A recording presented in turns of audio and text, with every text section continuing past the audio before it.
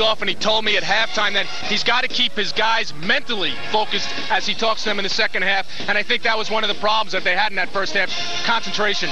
Well, Iona came out and they took control of the game both offensively and defensively. They made one mental mistake on special teams. As a result, St. John's got their touchdown. Did Iona have an edge having played a game last week, and this is St. John's first game of the season? I think anytime a team plays a game, it's not like a practice game. It's not like a scrimmage. They've been in game-type situations. Iona came out playing with confidence tonight. Being a defensive player all your years in the pros, what would you do knowing that you're going up against a St. John's offensive line that has a lot of rookies, a lot of freshmen in there? Right now, I'd throw the kitchen sink at them. I'd take the front seven and I'd throw stunts at them. The only experienced lineman they got out there is Anthony Kopech. He's doing an excellent job, but there's 4 other guys you can work on all night long. On the scoreboard, Iona leading it by the score of 20-7. Marty, when you take a look at the halftime numbers, what do you like? Well, I think the first thing you have to look at is time of possession. Iona's owned that. Basically, everything else is even. St. John's is a little bit ahead on the first downs, but they don't have the points. It's that one mental mistake on Iona's part. If you're Harold Crocker, how are you going to talk to your troops right now when you're in the locker room? You have a 13-point lead. What are you telling them to stay focused in this game? I think the first thing you tell them is you've got the game under control. You're playing with confidence. You got 30 minutes. We can get the monkey off our back. It's Friday the 13th. There's no better time to do it. I believe in you. Let's go out and play. All right, speaking of the number 13, it was Iona 13-0 at one point in the game. We'll get a look at some of the halftime highlights. 13-0, then a mental mistake here by Iona, Marty. Jack Urizzo fumbling the punt, and Chris Carew comes up with it. It's stressed so many times. Anytime you have a punt inside the 10, inside the 15, let it bounce, let it go into the end zone, especially on artificial turf. Carew does an excellent job. He scores. As a result, that mental mistake again. That made the score 13-7. There was 3:44 left in the first quarter when St. John's finally did get on the board, but Iona came right back. 14:05 left, early second quarter, and all of a sudden, Bill Highland finds Kevin Kennedy. Well, Bill Highland's been doing it all night. Right here, he throws it up for grabs, and Kevin Kennedy runs underneath it. He could have had 2 more touchdowns had Smith had the hands to catch it. Bill Highland has had an excellent first half. He's been banged up a little bit. I mentioned that he had that contusion on the right ankle. Now the deep thigh injury, they were icing him down. He should be able to come back, but as a quarterback, what does he challenge to a defense, Marty, because of all that scrambling ability? He's like a Doug Flutie out there. Well, first he's going east and west rather than north and south, and is spreading the defense. St. John's can't control him. They can't control him in the pocket. As you saw earlier, anytime that Highland went back and he stayed in the pocket, St. John's got excellent pressure. There were balls being tipped. He has to continue scrambling. With the thigh bruise, with the ankle, I don't know if he'll be able to do that the second half. On the other side for St. John's, Sean Sharkey having a lot of problems, having a lot of passes deflected by the defense of Iona. How does he come about that in the second half and avoid it? Well, the first thing Sharkey has to do is forget about the first half. He didn't play well. He didn't execute well. His offensive line didn't give him the time that you need to give a young, inexperienced quarterback. He's got to realize his team's not out of the game. For him to come back and play strong the second half will show a great deal of confidence in the whole team, in the whole organization, and I think Coach Ricka wants to see that in him. All right, we'll find out in just a few moments. Marty goes back upstairs to join Barry Landers. Second half kickoff upcoming right after this timeout. Stay with us.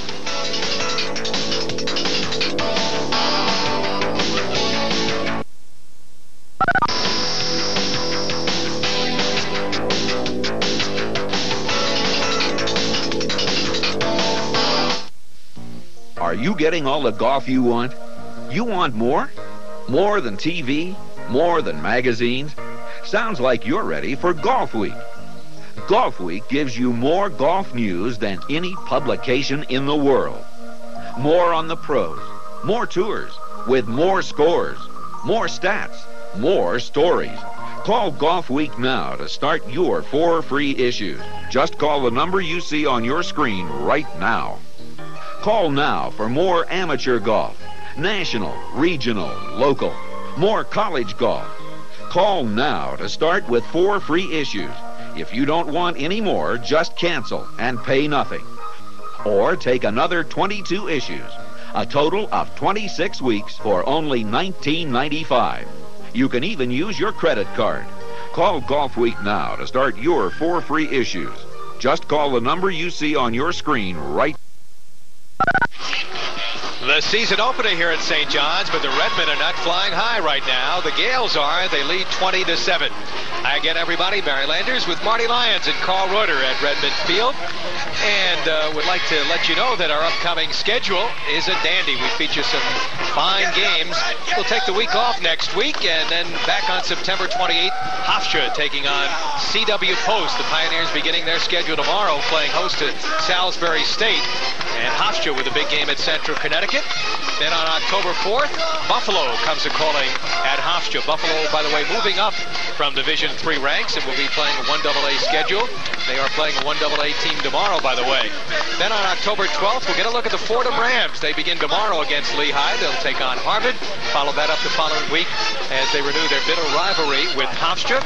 Then on the 25th, CW Post and St. John's will clash in a big Liberty Conference showdown. And then it'll be Lafayette at Hofstra as Hofstra goes up against another Patriot League team, and wrapping it up on November 16th with Cortland State taking on Hofstra. One score to report tonight. Pace, a Liberty Conference team, being shut out in the second quarter. William Patterson leading him 17-0 as we look at Sean Sharkey warming up on the sideline. Well, coming up tomorrow night at 8 on Sports Channel America, it's Game 1 of the 1991 Canada Cup Final. You can catch Brett Hull and Team USA as they take on Team Canada. That'll be at 8 p.m.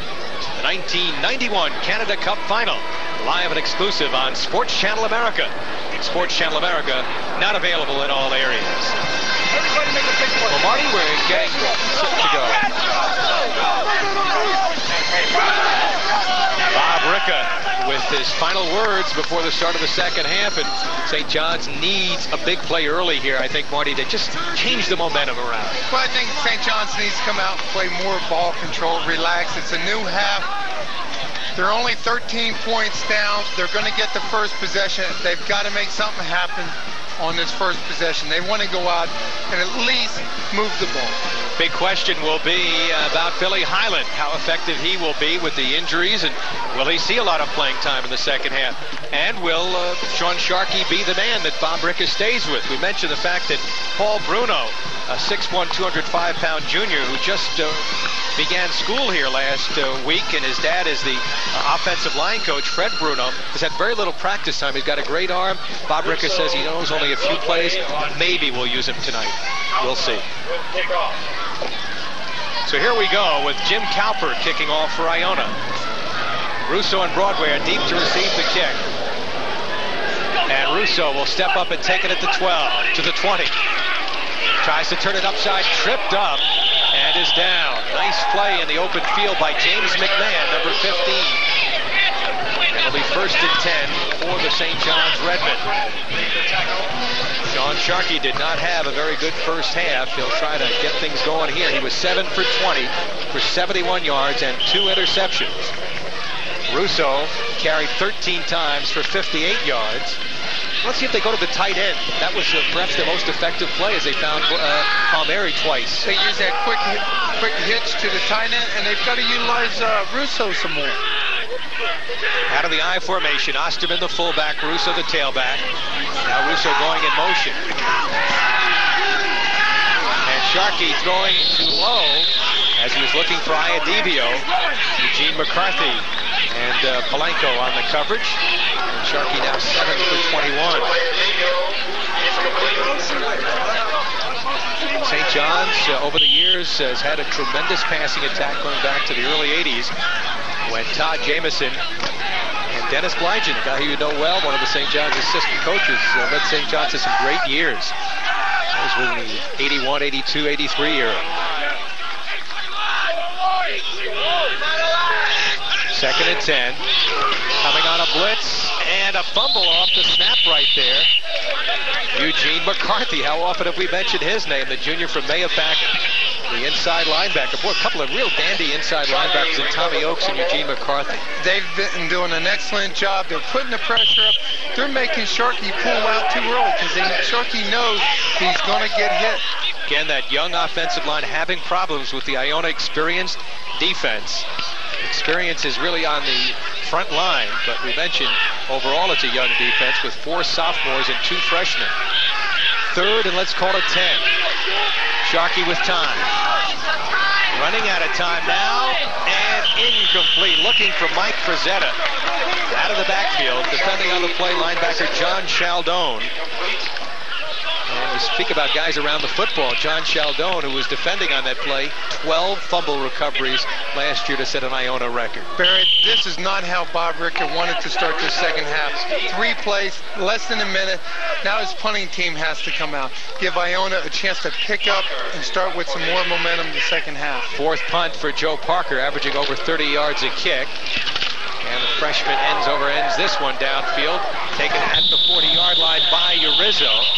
And they'll mark it at around the 39-yard line. Coverage by Johnny Del Rey. And Billy Highland will be back in at quarterback. So Highland will start the second half. He had impressive numbers in the first half. 9 for 19, 129 yards, 2 touchdowns. And so far in 2 games, he's thrown only 1 interception, a big difference from last year when he had trouble. And the key now is if Bill Highland can stay healthy for the entire second half. Last year, Iona was the preseason Liberty Conference favorite. They lost to St. John's, and it was downhill after that. They sent Kelleher, number 84, in motion. Highland in trouble and will be sacked this time. Vince O'Grady, the sack leader, who had 13 last year, a school record. He's been in his face and in his back all day. O'Grady has had an excellent and a consistent game. He's got to pick it up, and he's got to get the entire defense to realize if we get Bill Highland out of the game, our chances of winning increases. No question about it. St. John's defense is their strong point. Played sound football here today, although they've given up 20 points so far. That's Dan Donovan in motion. Highland quick pass to Kennedy for his 4th reception. It'll be about a 7-yard pickup. John Del Rey on the coverage.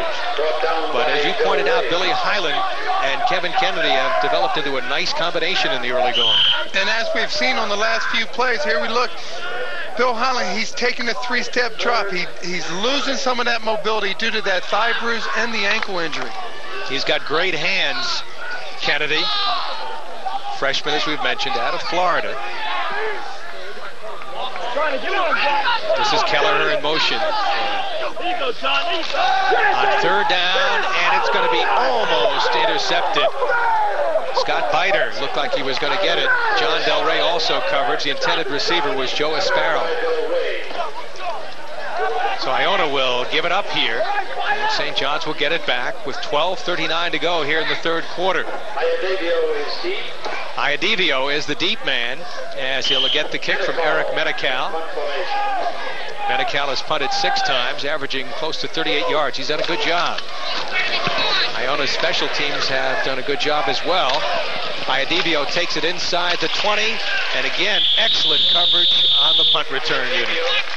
Number 15 again, James McMahon making another tackle. That's the 2nd and 3rd time we've mentioned his name. And now you have St. John's. They have to go 79 yards for a touchdown. And they've been having a hard time moving the ball. They're going to start to run out of time here, Barry, if they don't start to establish something soon. 41-yard punt. And out over the ball comes the freshman Frank Locascio, one of the 3 freshmen Bob Rickett talked about starting on this very young and experienced offensive line. Russo behind a block by Osterman. Picks up about 3, trying the right side of the line behind guess who? Anthony Capek. Eugene McCarthy and John Chaldone on the tackle. I think if I was Bob Rico right now, I would call Anthony Russo's number time and time after again, and then throw in a pass here and there for Sharkey to complete. 2nd and 6. Pickup of 4 by Russo. It's over the 60-yard mark in rushing. He'll try again here.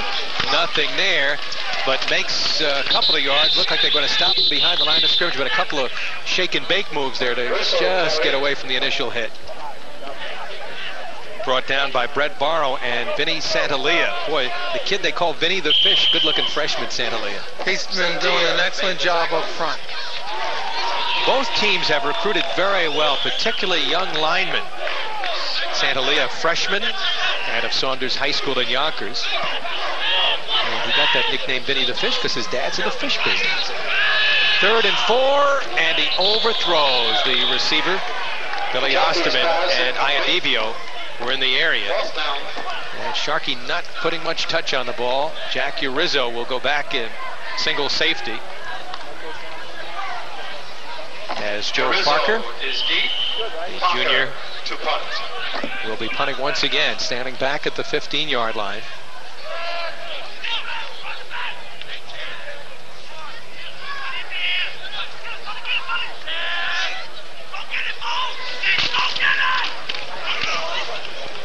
Not a good kick. Takes a St. John's bounce. And will be blown dead at the 40-yard line. Ooh, late hitting going on there. That could stir up some tempers here. Flags all over the field right now. And we got some hot players there. Jason Villar, number 12, coming out of there from St. John's. Maybe somebody trying to incite something here. There's Urizzo wrapped up by a couple of people. And fortunate to see this. These teams have had a history of tough games, but a good rivalry. Local kids, mostly from the New York area. Let's see how these penalties go. You think we'll have offsetting penalties here? Well, this is one thing you don't want to see in a game like this. It's been a well-played game except for a few flags. And the emotional level's getting high. St. John's getting a little frustrated. Which way will the emotion go after this all settles down? Will St. John's pick it up, or will Iona pick it up and go down and score? Well, the officials are conferring. Rich DeSimone and his crew. Let's take another look. See if we can pick up some numbers here. John Del Rey is 42, and Kelleher is number 84. Del Rey gets popped there, and Jason Villar throws a little bit of a left there and gets some help from the rest of the Redmen. Then it's just WWF from right there. Marty, those kind of situations, you've been in that as a Tempest player. What's going on? Well, the first thing, you don't want to lose your helmet. Anytime that there's that many people and that many people swinging and pulling and grabbing, keep your helmet on and your mouthpiece in. We'll await the officials' decision. In case you're just tuning in, Barry Landers, Marty Lyons, and Carl Roeder here at Redmen Field on a beautiful night. St. John's in the ball game, trailing 20-7. Bob Ricca watching those extracurricular activities, and Harold Crocker on the far sideline, looking over to see what the call is going to be. We had a personal foul against Iona. That's a post-scrimmage kick foul. It's third ball, first down. So they rule that it was Iona that incited the little melee over there. So Barry, I didn't think he was finished. I thought he was going to, I think he may come back and give another penalty. Only to have one flag and one penalty when you have that amount of people fighting is just... And Harold Crocker, who played at Central Connecticut, was an outstanding player up there, says, hey, what's going on here? We're going to get offsetting penalties? Officials still conferring. Well, I think you have to go all the way back to the beginning of the play. What instigated it? What started it? And as a result, both teams have a great deal of pride in themselves. We also had a personal foul against the defense. We'll mark off 15. And we also had a personal foul against the offense. We'll mark off a 15, or both on a dead ball. First down, 25. Personal foul against St. John's. So there you have it. There was a dead foul. What do you do if you scored at home, folks? And we hope that you're enjoying our action here on Sports Channel. In case you're just tuning in, Iona jumped off to an early 13-0 lead. Billy Highland throwing a touchdown pass to Vinny Spira. Spira running in from 1 yard out. Then after Chris Carew recovered a fumbled punt in the end zone, Highland teamed up with good-looking freshman Kevin Kennedy for a touchdown pass, and that's the way we stand right now early here in the second half. So Marty, they finally settled on where the ball was going to be. Just to show you how these officials want to do the game, they called a 15-yard penalty on St. John's. They ran 15 yards, and they called one on Iona, ran the ball back 15 yards. It's in the same place as it started. That's right, and it took 5 minutes to come up with it.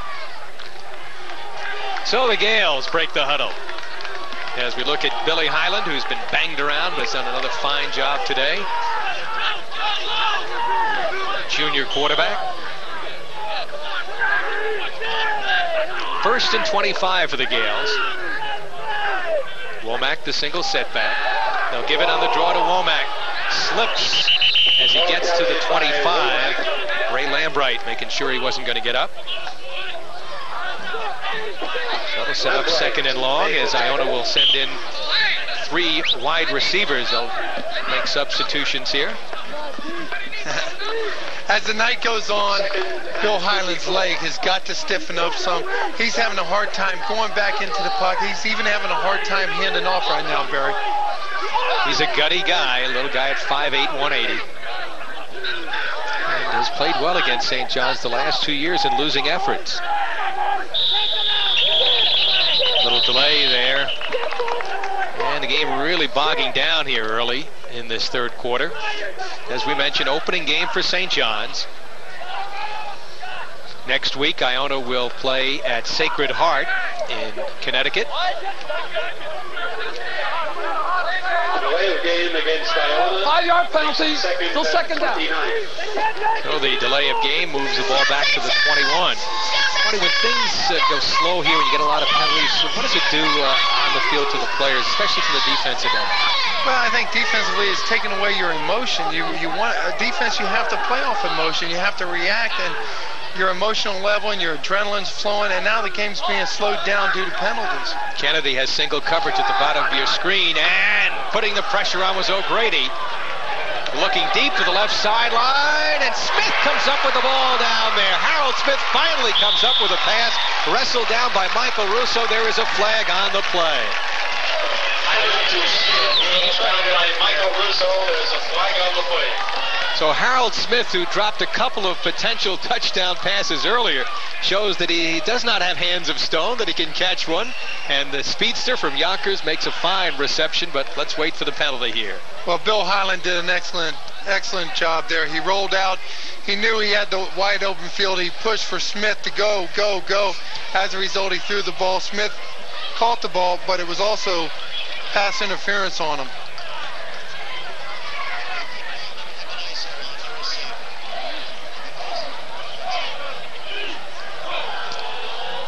Rich DeSimone. We had pass interference against the offense.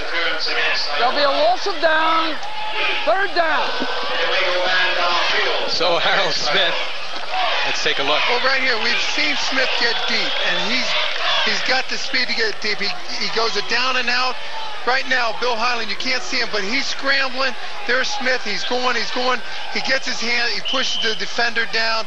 That's why he's wide open. That was Kevin Barberi, who had beaten a couple of times earlier. And this time, Smith called for the penalty. So 3rd, and let's call it about 40. They have to go to midfield here. Highland will go to the air, perhaps, but scrambles for about a yard. As he wisely on the draw kept the ball. Mark Winkler, freshman on the tackle. He's an explosive guy, along with Al Bruno, number 68. So here's another opportunity for St. John's to get the ball in good field position. Still in this game, Marty. Trailing by 13 with 9:15 to go here in the 3rd quarter. Big pressure put on, and they block the kick. And it'll be fallen on in the end zone by St. John's. I believe number 86 came up with the football. Edgar Hayes, or number 41 also right there coming out. And that's Chris Carew. So the special teams do it once again. And St. John's scores another big touchdown. Keep an eye on Scott Kantrowitz, number 30. They call him a loose cannon at times. He's a fine inside linebacker, and he may be the guy that blocked that kick by Metcalf. So the Redmen special teams, let's take another look. Here it is. They bring everybody. It's an 8-man front. They go up, block it. It was Carew and Kantrowitz both there. Carew, that's why he's done an excellent job on special teams all night. They block it. Loose ball, it's still alive here. Remember, they can return it, Iona. That's what St. John's did 4 years ago for a 2-point conversion. So there is the offense for St. John's. Linebacker and defensive back Chris Carew has scored 2 touchdowns. The 6-foot sophomore from Chaminade High School on Long Island. He's that fastest linebacker, and he's accounted for both St. John's touchdowns. Well, here it is again, Barry. They come right up the middle. Carew goes up. Kantrowitz 30. Kantrowitz blocks it. But the offensive linemen for Iona are already going downfield. They can't go downfield until they hear the thump of the ball. And if you're Harold Crocker, you got to be wondering, can the jinx come to these kind of plays? You dominate the game, and St. John scores 2 special teams. How often does that happen, Mark? The one thing Harold Crocker's got to realize is when you put yourself in a 4th and 40 position, you're not going to get anything positive out of it, and as a result, you had your punter backed up into his own end zone, punting the ball. You don't have room for mistakes. You make a big mistake there by not keeping out the pressure, and another 7 points for St. John's special teams. Actually 6 with the missed extra points. It's 20-13. They'll kick it downfield, mishandled. McMahon will finally pick it up, number 15, and bring it back to the 30-yard line, where Iona, trailing now, or leading now by 7, will have it 1st and 10. What a wild game we've had. How often do you see 2 touchdowns, one on a blocked punt and one on a fumbled punt return? Well, you used to see it a lot when you saw Seattle Seahawks. They were known for special team plays in the NFL. But right now, Iona's got to regroup. They've got to find out if Bill Highland can play and get back to their original game plan of rolling them out. He's going to have to stay in the pocket. I don't know how successful this offense will be this second half. Well, Vinny O'Grady's been in that backfield all night. The outside line, but they're blitzing again up the middle. He rolls away from the traffic, throws back against the grain, incomplete, looking for Vinny Spira. But again, there was Ray Lambright putting pressure on Scott Kantrowitz. And I'll tell you, Billy Highland now feeling the heat in that backfield. I know one thing. Billy Highland, he does not want to be hit by number 79, Ray Lambright, anymore tonight. Not when Lambright picked him up, laid him down, and then laid on top of him early in the first half, which resulted in that bruised thigh. That was a Marty Lyons kind of play. You used to do that to a few quarterbacks, right? Used to try to. 2nd and 10 for Highland. The pitch to Womack, who they really shut off. Womack had only something like 11 yards in the first half. And now has 14 carries for 23, run out by John Del Rey.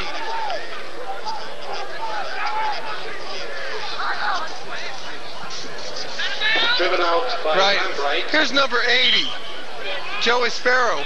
He realizes that St. John's has too many players on the field. He's waving to Bill Highland, throw the ball, at least snap the ball, get a quick 5 yards. Well, they didn't get anything, and it's now 3rd and 9. As Sparrow lined up at the bottom of your screen, single coverage against John Del Rey. Out of the shotgun. Highland in trouble and slammed down. And Scott Kantrowitz, number 30, coming up the middle once again. And Kantrowitz, who had the big block moments ago, the junior from Mount St. Michael High School, a native of Yonkers, so he knows a lot of these Westchester boys, comes up with a big play. Between Kantrowitz, O'Grady, and Lambright, one of those 3 players, or all 3 of them, have hit. St. John's comes again, but Menical gets the kickoff. Iadivio takes it at the 44. He's got some room, stumbles his way to midfield, and is driven back to the 49. So St. John's trailing 20-13 with 8:13 to go. Will take over 1st and 10. As we watch Anthony Iadivio, who has been shut out in terms of any catches so far. He and Jeff Long, their primary wide receivers, have not been thrown to very much by Sean Sharkey. Iadivio has caught only 1 pass for 12 yards. He was the 2nd leading receiver from last year. Sharkey will start from the I formation. Osterman and Russo the backs. The pitch to Russo behind Osterman. And a great open field play by Eugene McCarthy once again. He's an excellent tackler. Has lost some weight a lot quicker than he was last year. And it's showing. At 6'1", 215, this kid can move. McCarthy has made big plays all day. Right here he comes unblocked. He hits Anthony Russo for a 3-yard loss. He's got to make something happen for this defensive unit, because right now Bill Highland and the Iona offense, they're struggling. 7:42 to go on a 2nd and 14. Chuck Broadway in the ball game right now. And the pass back across the green intended for Iadivio, covered by Tio Polanco. It'll be a 3rd down play coming up for the Redmen.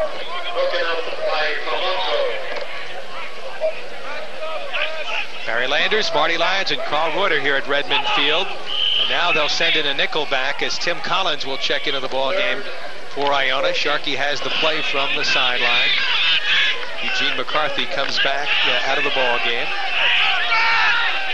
And on a 3rd and about 13.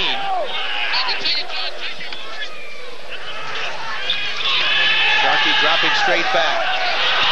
In trouble, will be sacked again. Didn't see the receivers open. Good coverage downfield. Vinny Santalia, the right end, and John Shaldo, number 98, the left outside linebacker, combining to make the stop.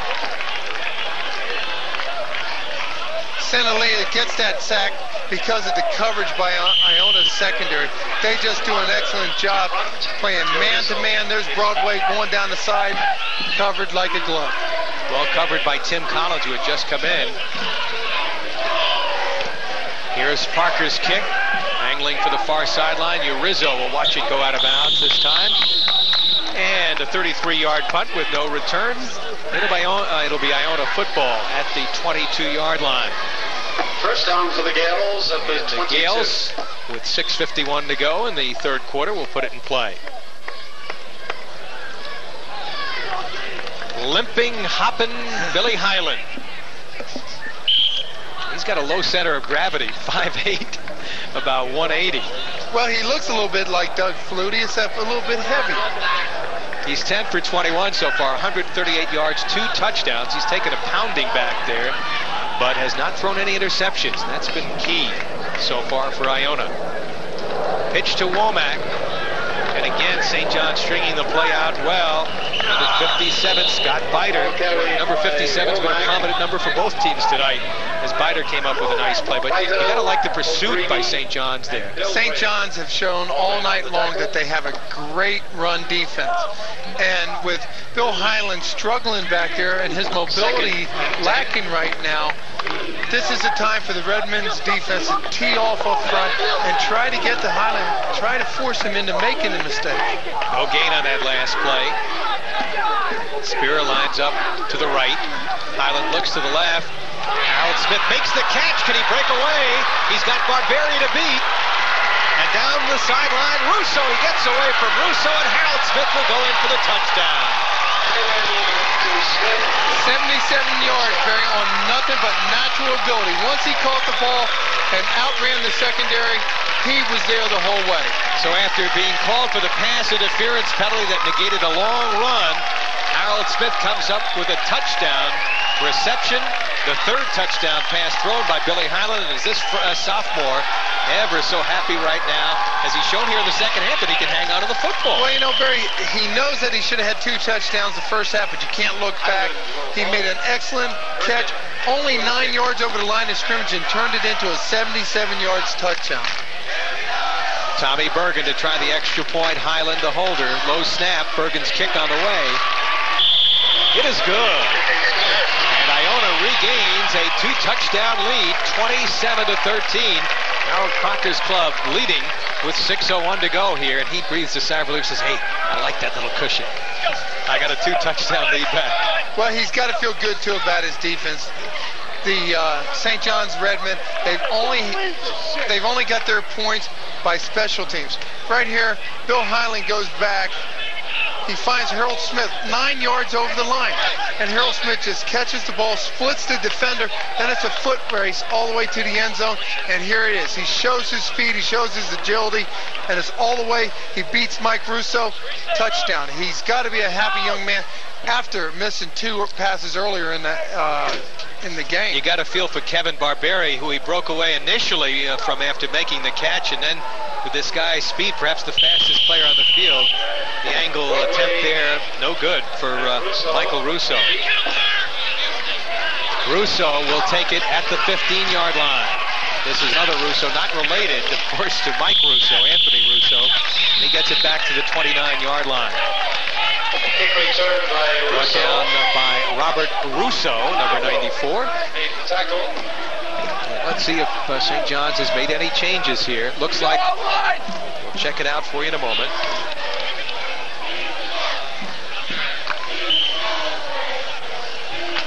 Sean Sharkey has stayed in the ball game. Bob Rickett going with his sophomore quarterback.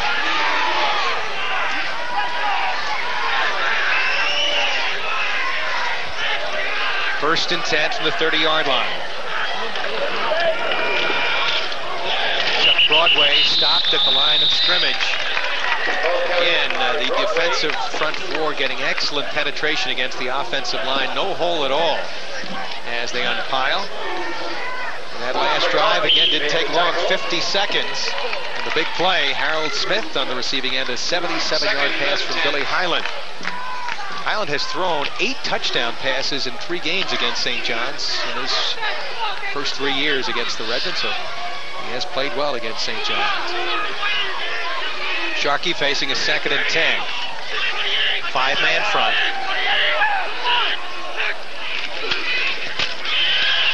Rolling right, he's got some running room, goes for the tight end, he could not hang on. Nicholas Palmieri, it'll be incomplete. Setting up a 3rd down play. Sharkey to Palmieri, incomplete. Barry, we talked about it earlier in the pre-game speech about Sharkey playing behind an inexperienced offensive line. It's beginning to show now. Sharkey, in all defense to him, he's made some poor throws tonight, but he's not getting the time. Anthony Russo is not getting the holes. No question about it. You can't run the football if you don't get the holes, and right now that young offensive line is not doing the job. Russo with the Sharkey pass complete upfield, looks to be enough for the 1st down, and it is complete to number 87 making the catch, Tom McPherson, the freshman wide receiver. John Chaldone on the coverage. 1st down.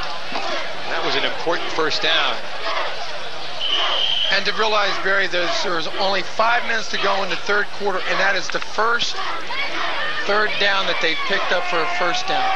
They're 1 and 8 on 3rd down efficiency. Well, that is one reason why they're trailing 27 to 13. And it had been a bigger margin except for the special teams TDs. Russo to the 45, a pickup of around 3 or 4. Ball carried by Russo. Stopped by Tommy Oakes and Eugene McCarthy. Kelly made the tackle. Under 4.5 minutes to go here in the 3rd quarter. Pickup of around 3 on the play as Iadivio checks out of the ball game.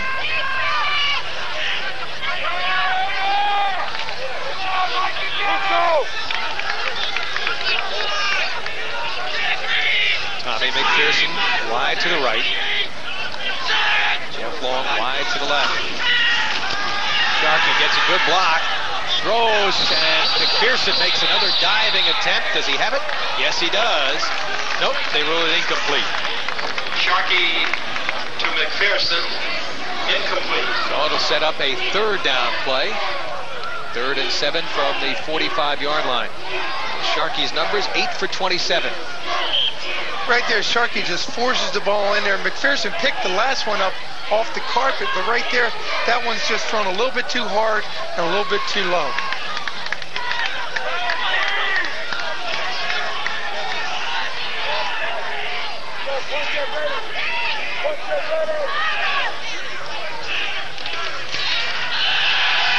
Looks like a screen here.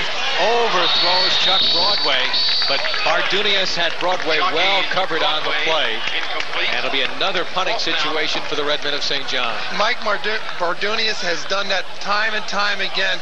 Anytime that he sees the defensive line being led back to the quarterback, he's smart enough to realize this is a screen. Right there, he stayed at home. Luckily, it wasn't completed because it would have been completed for a 5-yard loss. So a busy Joe Parker has checked into the ball game for another punt. It'll be the 4th this quarter. Rizzo back to get the kick. Pretty good kick. He booms this over the head of Rizzo. And it'll bounce and be Jason Villard tapping the ball inside the 15. John was hoping to get a better roll there.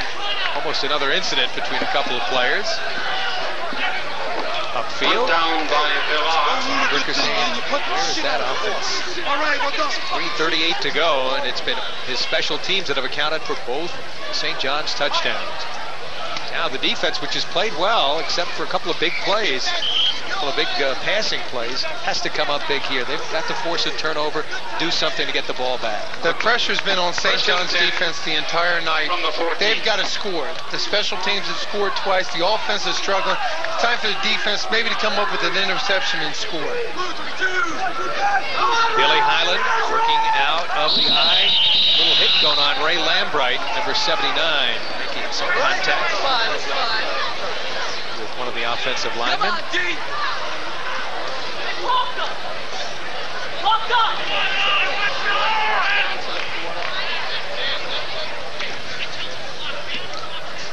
Full start, offense, no first down.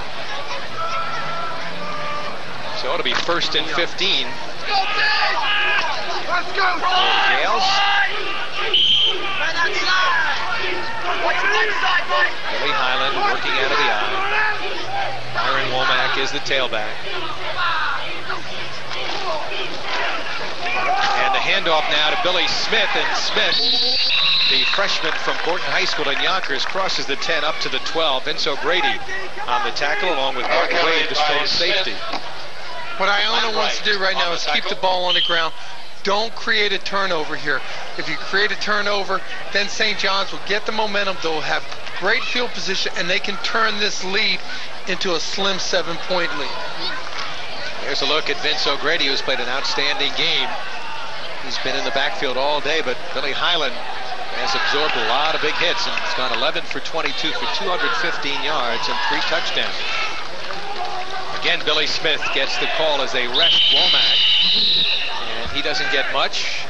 Iona content to just keep it on the ground, and as Marty said, perhaps use up some of the clock. They've got a 14-point lead here.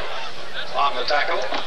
And as you watch the Powell on Powell, there's number 79, Ray Lambright. He's done an excellent job tonight. He may be one of the best Division III players around. Mentioned the size at 6'3", 260. Dominates the line of scrimmage. Has excellent quickness. 3rd and 10 from the 14. Highland to throw for the far side, complete, close to the first down, as Kevin Barbieri was on the coverage as the catch was made, I believe, by the tight end over there, Tom Kelleher.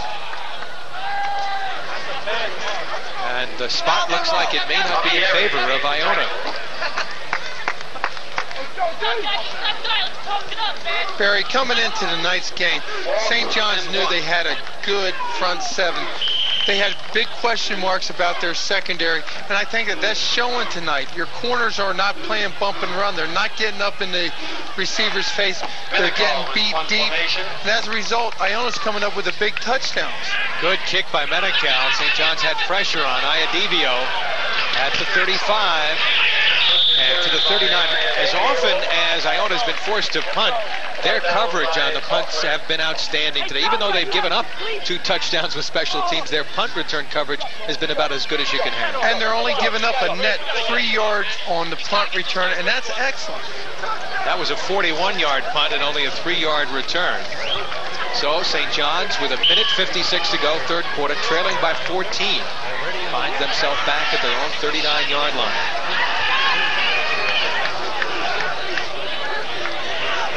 Sharkey gets a block from Russo. Now will run. It's the first time he's run the football. He's a pretty good runner. Makes a pretty good stick over there by Tommy Oakes and John Chaldone. Picked up about 5 or 6 yards. Tommy Oakes is going to make Sharkey think about running that ball again, or else he's going to have to learn what the NFL quarterbacks do. That's when you get past the line of scrimmage and you see these hard hitters coming at you, you do the old hook slide. Sharkey's 6'2", 180. Had that spectacular debut against Iona last year, but nothing spectacular about his performance today. 2nd and about 2. First down picked up here by the tough Anthony Russo. Look at those moves. First down to the 25-yard line. Al Mellon and Tio Polanco saved a possible touchdown as Polanco is down on the field, shaken up after making that tackle against the hard-hitting Anthony Russo. Anthony Russo just hits a quick trap. He comes right off the lead block of number 66. He's in the hole before the linebackers can fill it. Right there, he breaks the line of scrimmage. He makes an excellent move there, and he picks up close to 30 yards right there. You mentioned Anthony Capek, 66. He's been opening up holes for Russo, but Tio Polanco absorbed a tremendous hit. Russo, who's built like a freight train, he's 5'7", about 180. He's improved his upper body strength, and he'd prefer to run over you than run around you, although he has the ability to do a sidestep or two. Well, right there, Barry, once he got past the linebackers, instead of running over that defensive back, he makes that excellent cut, but right here, he puts his head down. Number one makes the tackle, but he flips over, and Russo lands on top of him. So Tio Polanco, the experienced senior, is out of the ballgame, replaced by Tim Collins. 55 seconds to go for the third quarter. Redmen have it first and 10 at the 24. Sharkey with time. Gets pressure now and will be throwing on the run, incomplete. Mike Morgan had him wrapped up as he was trying to get the ball away. And Vinny Santalia again from the backside putting pressure on. Well, Mike Morgan did an excellent job right there, but also Sharkey is showing you that maybe he's maturing a little bit as the game goes on. In the first or second quarter, he would have taken that as a sack. As a result, Morgan's holding on. He throws the ball. It goes back to the line of scrimmage. 2nd and 10 for the Redmen. Final minute of the third quarter. They trail 27-13. Trips to the right. Russo bounces off a tackle and will be stood up and shoved back. John Chaldone and Tommy Oakes pushing him back. Again, Iona dominating that line of scrimmage. They're winning the battle in the trenches defensively. There's 20 seconds to go. Well, as most coaches would tell you, the battle's going to be won up front. Right here, here's Russo. He's running into the line of scrimmage. Right there, there's no place to go. Eugene McCarthy comes in. He's been having an excellent night. This will be the last play of the quarter. If they can get it off, 2 seconds. 1, they just do. As Sharkey on 3rd and 10 throws, and it'll be a completed pass to the big tight end, Nicholas Palmieri. And they'll spot the ball shy of the first down at around the 17. So that's the end of the third quarter. The Gales of Iona 27, the Redmen of St. John's 13. The magnificent Yankee, the great number 7, Mickey Mantle. Yes, it's Mickey Mantle. In an exciting new video, the Mick tells you his own story, his career, his riotous escapades on and off the field, and much, much more. Meet a Mickey Mantle few fans have ever known. Learn the real story behind the infamous Copacabana incident. Feel the excitement of the record-breaking home run race with Roger Maris. Recapture the drama of Don Larson's perfect game. Watch Casey Stengel tie a Senate subcommittee in knots. He was really putting the Stinglese to him that day. Hear the hilarious story of how Billy Martin shot a cow. Billy was always a great one for jokes. Meet Ford, Berra, and the great Joe DiMaggio. See some of the longest home runs ever hit. It's all here on one great video, acclaimed by critics everywhere. Use your credit card and call toll-free to order Mickey Mantle. The American dream comes to life. Just $19.95 plus $3.50 shipping. Order now by calling 1-800-255-8400. You wouldn't tell by the score that he's pretty happy, though, trying to incite the fans and get them going here on the Redmen opener, and they trail 27-13.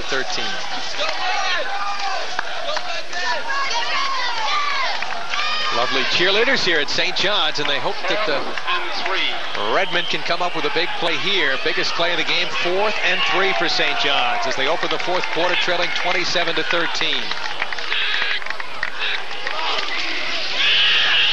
Sharkey chased by Bardunius, has the first down, and will go out of bounds. That's something, as I said earlier, that is perhaps he's a better runner than he is passer. And except for the last couple of plays, we haven't seen Sean Sharkey scramble and roll out. That's a smart play by Sharkey. He knew he only needed 3 yards. His receivers weren't open. He didn't try to force the ball. He knew it was 4th down. He picked up the first down, keeps the drive alive. And the ball at the, let's call it 13-yard line. Now they'll move it to the 12, so 1st and 10 at the 12. Iadivio, the single setback. Sharkey with time. Now as he steps up, will be down by Vinny Santalia. Santalia, who has excellent pass rush potential, coming up with his 3rd sack so far this year. 4th sack overall for the Gales tonight against Sean Sharkey. It'll be 2nd and 15. 2nd and 15. Jeff Long, wide to the left. Iadivio wide to the right at the bottom of your screen.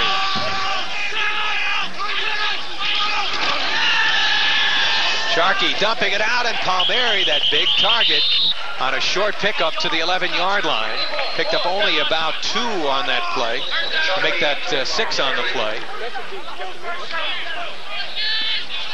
And it'll set up a key 3rd down play, Marty. What do you look for here on 3rd and a big play coming? Well, the one thing you want to do, you want to put your offense down there where if you don't make it, it's 4th and 1. I'd look for my tight end over the middle again. On 3rd down, Sharkey rolling left, gets a good block on Santalia. Scrambling his way to the 5, looks to be shy of the first down by about a couple of yards. But again, it's Sharkey's running the football, which has advanced it. Here in this early 4th quarter, John Chaldone and Mike Bardunius finally ran him down. Now you're faced with a 4th and a couple. You're undoubtedly going to go for it here. What's your play call, Marty? Well, right here, you're looking at a 4th in the game. If they don't pick it up, Iona's going to take over with a 14-point lead. So it's a big play for Iona, but it's an awful big play for Sharkey. 4th and 3 from the 5-yard line. Sharkey looking for the big tight end, can't find him. Now throws back over the middle. Jeff Long wide open. Touchdown. Sharkey to Long. Long's 2nd reception of the season, and what a big one for the junior from Iona Prep. So Iona knows him well. He went to high school at their prep school. And that's a big-time play by Sharkey. Right there, the first time the offensive line had given him enough time to read his receiver. He went back, he didn't panic, he thought about running, and there he is. He's dropping back. His offensive line's doing an excellent job. Sharkey's thinking about running right here. He's going out. He's got Russo in front of him blocking. Long's back there moving around. He's got plenty of time. He looks back across the field, and there's Long in the end zone for a touchdown. 6'2", Jeff Long, using all of his height. He's outreached people throughout his career. Made a tremendous catch last year. Scored a 25-yard touchdown pass in that come-from-behind win by St. John's. We have a timeout taken right here. I think the Redmen will go for 2 here. They're trailing 27-19 by 8, Marty. 27-21 puts them down if they go for 2 here.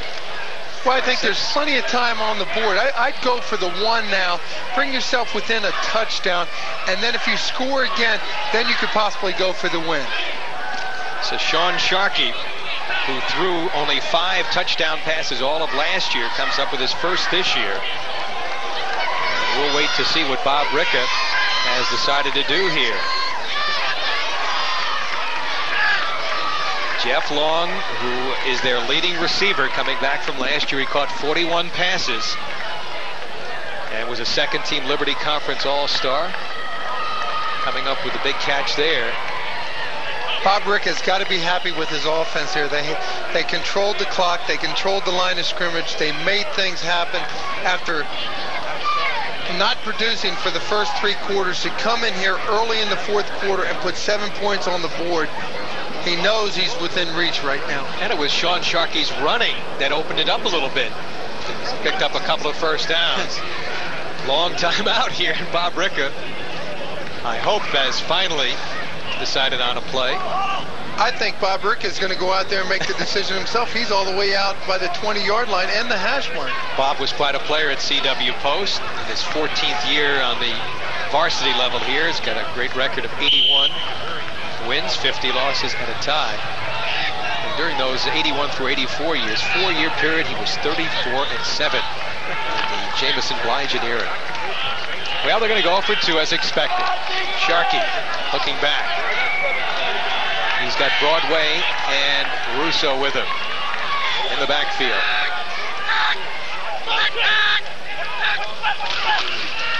Sharkey rolling, looking back and throws, and it's going to be, I believe, intercepted by Mike Bardulius in the end zone. So he comes up with another big play, the co-captain from St. Anthony's High School on Long Island. The score remains 27-19, an 8-point ball game. But Rich D'Amico congratulating the bald-headed gentleman in the shorts on the sideline. Watch Sharkey. He gets hit right as he throws the ball. There's nobody open. He's forcing the ball. But Bob Ricca made a smart decision. Now if he scores, he has to go for 2 just for the tie. And they're taking a look at the play from the sideline. Scott Cessny on the right, former all-star quarterback in the Liberty Conference. And Bob Ricca on the left. And he's looking at Bob Ricca and say, "You called that play?" Well, Scott Cessny had a great career, broke all the scoring passing records here at St. John's. Harold Smith is back to receive the kick along with Byron Womack. St. John's cheerleaders in the morning Smith are deep. Benvenuti will kick off. Benvenuti, Mike Benvenuti, number 13, another freshman kicker, kicks it downfield. Womack stepping up to take it at the 20. And he'll cross the 30, around the 33-yard line. Travis Oselmo on the tackle. Iona, which has been in front on 3 occasions in this ball game by 2 touchdowns, trying to hang on to an 8-point lead here. Well, Bill Highland has made things happen in the first 3 quarters. Now he's being called on by his team, by his teammates, by his coaches to win the game. And that last drive of 10 plays took 61 yards in a little over 4 minutes. Long 6-yard touchdown reception thrown by Sean Sharkey, putting St. John's within 8.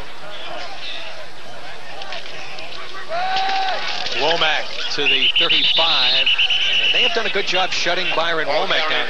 One of the keys for St. John's was no big plays from Byron Womack. They haven't been able to stop some of the passing big plays, but the run defense has been outstanding too. Their front 7 has to be commended for keeping St. John's in the game. Iona's running backs, 16 carries for 30 yards. It's Byron Womack, who had 102 yards last week and 2 touchdowns. 2nd and 9. And working out of that run and shoot, 3 wide receivers. Highland throwing far side to Kennedy. Freshman tries to slip away and will be down short of the first down. But he has very sure hands, Kevin Kennedy. I believe that's his 5th reception of the night. He leads all receivers. 3rd and 2. Here's 3rd and 2. You think Highland's going to put it in the air? You can feel how the tempo and how the game plan of Iona has changed. Well, Iona trying to hang on. They have never been 2-0 at the Division III level. And they will get the first down here. Strong running, good blocking that time for Byron Womack. As he gets the first down, Scott Kantrowitz on the tackle. Michael Russo and Kantrowitz. And the important thing right there, Barry, they pick up the first down, they keep the drive going, and the clock is running. Good block by Bono and Floyd on the right side on that last play. 1st and 10 from the 48.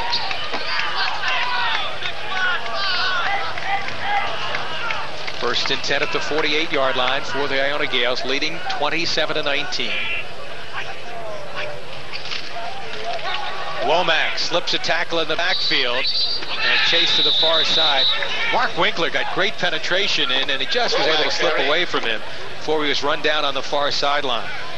But anytime you get that kind of penetration, it breaks up the play. And it also frees up your linebacker. But one thing I've always asked myself as you watch college games and you see it time and time again is why does an offense always run to the short side of the field? You've got 11 men on offense, 11 men on defense, and it's easier to get to the short side of the field rather than where the big part of the field is. All right, Marty Lyons, coach, we'll get some of the coaches to comment on that, perhaps in our subsequent games. On second down, quick pass is deflected, intended for Kennedy. And that'll stop the clock with 10:57 to go. And Iona faced with a third down play here. Iona has never trailed in this game. They jumped off to an early 13-0 lead as Billy Highland threw a touchdown pass to Vinny Spira. Spira ran in from 1 yard out after a fine interception by Mike Bardunius. Then after St. John's recovered a fumble, Iona regained a 2-touchdown lead from the shotgun on 3rd and 9. Getting away from Kantrowitz. Highland throwing. Sparrow with a diving catch comes up with it. He made 4 clutch catches last week in these kind of situations. And Joe Sparrow, the junior from North Haven, Connecticut, gives Iona first down. Here's Bill Highland. He goes back. We missed the amount of pressure by Scott Kowalowicz. 1st and 10 from the 38. Well, Scott's going to forgive you on that play. Scott Kantrowitz. There's some hard names here for me. I've got to be honest names with like you. Lyons. Or Smith or Jones. 1st and 10 at the 38-yard line. Womack turns it outside. Stays on his feet, ridden out of bounds, stopping the clock as he got to around the 31, 32-yard line. Big third down pass play to Joe Sparrow, who's their go-to clutch guy, and Highland drilled it right there. You see the St. John's sideline a little bit down at the moment. The club trailing by 8. A lot of time left, though. 10:23 to go. 2nd and 3. We'll have St. John's on a second time this year against CW Post at Liberty Conference Showdown coming up in October right here at Redmen Field on the 25th. 2nd and 3 for Billy Highland and the Gales of Iona.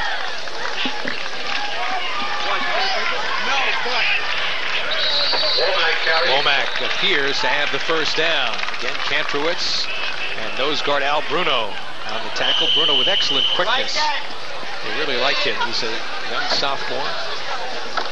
Flag. Oh, there's an injured player down on the field. It appears to be Al Bruno. It's a very young St. John's defensive line, their front three, and a very good one. You got Ray Lambright, a sophomore, Al Bruno, the nose guard, a sophomore, and Mark Winkler, with a very high on, a freshman. Winkler 6'4", 270, Lambright 6'3", 260. Good bookends. And they're going to develop as years go on. The one thing that you build is you build confidence in one another. Bruno heading off to the sideline. And what Bob Ricketts said, I want some quickness in there, too. And he went to a smaller, quicker nose guard.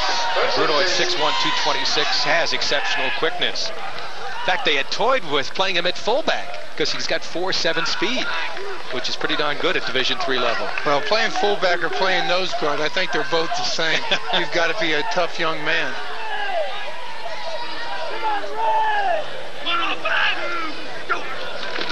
Highland keeping it on the ground to Womack, and Womack behind some good blocking. They just push the pile there. Bono, Killian, and Conlon. And so Brady brought him down, and Byron Womack starting to pick up some yardage here in the second half after being held in check in the first half. 2nd and 6. Iona doing what they want, On the 23. keeping the clock going with 9:30 to go, leading by 8. Good drive here. 2nd and 6. Yeah, we got defense! Womack, oh, nowhere to go. Look at the red shirts. Vince O'Grady, the first guy to hit him, 39, and there was Scott Biter, 57. And again, St. John's linebackers, very active, very quick. And as we've pointed out time after time tonight, Marty, the front seven for St. John's, you can't fault him. It's been the secondary that's gotten burned tonight. Well, O'Grady's been the leader up there. He's put constant pressure on Highland. Right there, he stuck Womack for a 1-yard loss. He wants to show, hey guys, there's plenty of time. let's score defensively tonight. Another big third down play, this time 3rd and 8 for Iona. Highland rolling left, gets a block. In trouble, throwing back upfield, dangerous pass, incomplete. And you saw number 69 shoved down the St. John's. We're going to get a penalty perhaps on St. John's. Unnecessary penalty. Carl Volpe, the linebacker, after the play, but there's a flag upfield as well. So we'll wait and see what happens.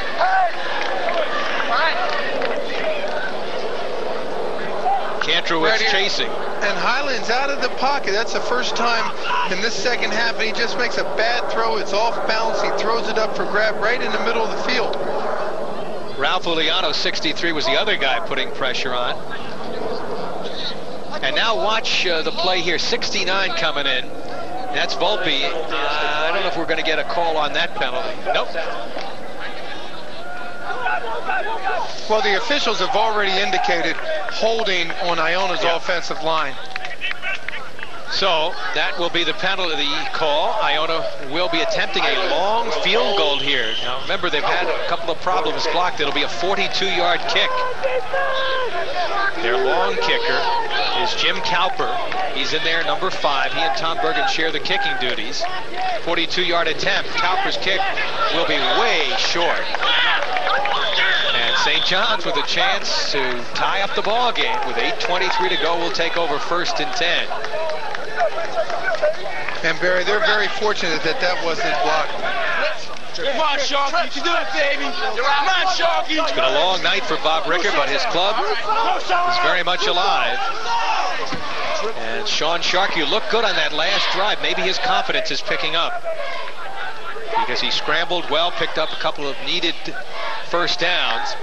And although his passing stats are not impressive, 11 for 32 for 103 yards, he did throw that touchdown pass to Jeff Long the last time St. John's had the ball.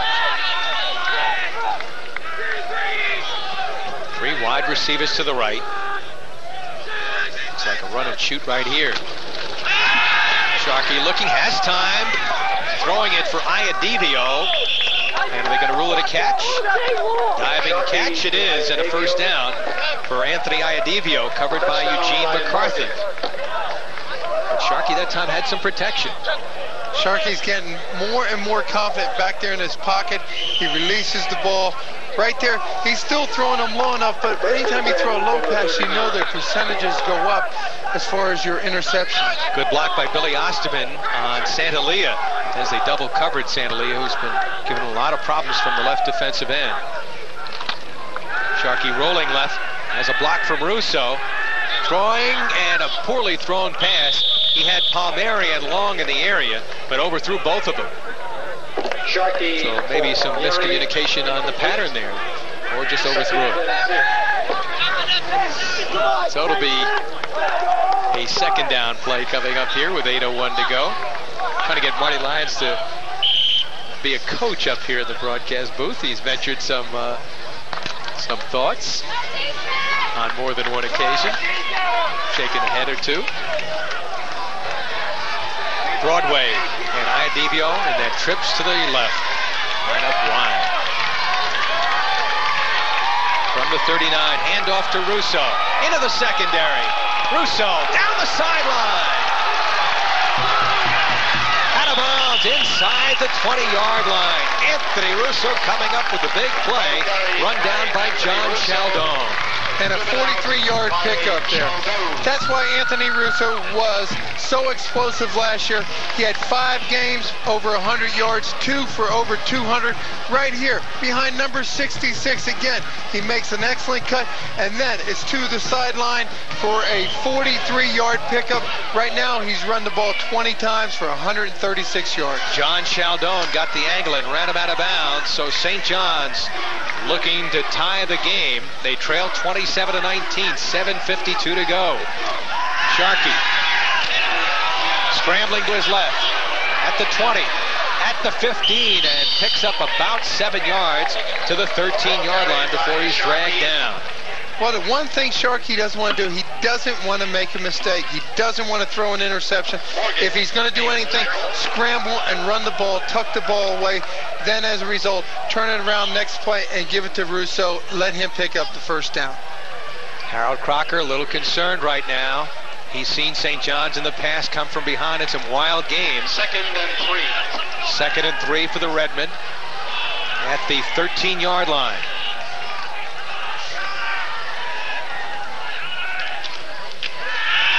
Sharkey looking in the end zone to present a flag thrown on the play. Tio Polanco was covering in the area. Could be an interference call. Flag on the play. And there's another flag back at the line of scrimmage. St. John's motioning that it's against Iona. There were 2 flags, I believe, on the play, Marty. Well, the one thing, Iona's had a good game thus far. They can't lose their confidence and start making mental mistakes.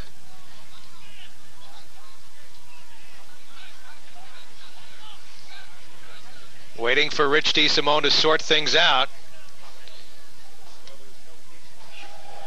Harold Crocker's club trying to beat St. John's for the first time in 10 years. Pass interference. Offensive pass interference against Iona.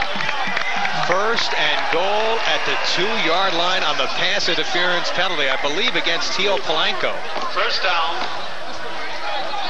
And Harold Crocker having his captain Mike Bardunias get an explanation from the officials. You could almost hear Harold Crocker's neck crack when he turned. He's getting frustrated now. He's seen his team play well the whole game. Now they're just making mental mistakes. They're hurting themselves. Sharkey's playing more confident. Russo just had the big run, and St. John's is 7 yards away now from tying up the score. And they put Scott Kantrowitz in the ball game, a former fullback who's been going both ways. He's in the ball game offensively right now as perhaps a blocker. He's a big guy at 230, one of their biggest backs. And now they'll make substitutions here. Broadway checks into the ball game. It is a goal-to-goal situation. Let's see where they've marked the football. It's on the 7. First and goal on the 7. They mark it at the 7. 1st and goal is long. Winds up. Top of your screen to the left.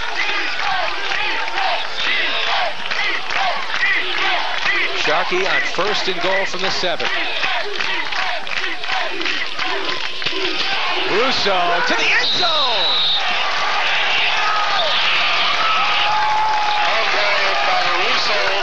Touchdown.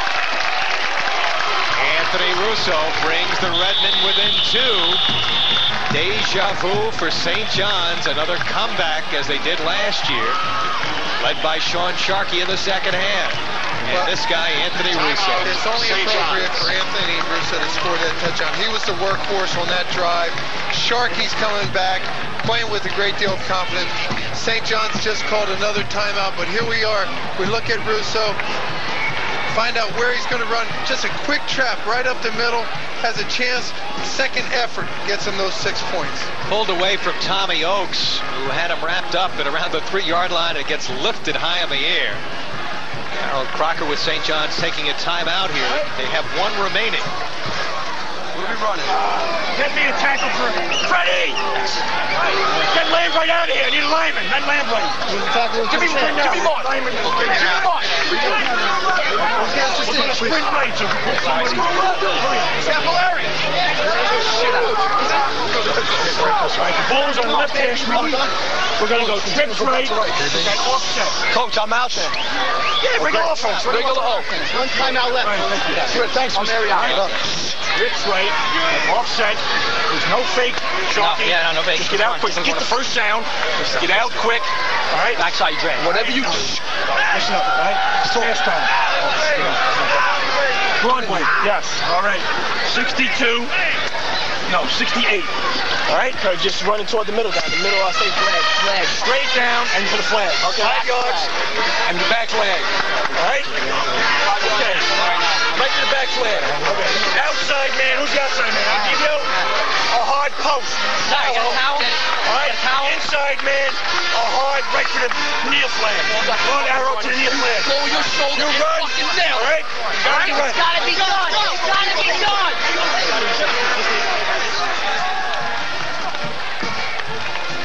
Well, it's come down to this one play for a tie ball game. And St. John's, they're going to throw the ball, but the big question is, are they going to be able to protect Sharkey? Sean Sharkey with a 6-yard touchdown pass. Anthony Russo with the big run. And St. John's trying to tie it here.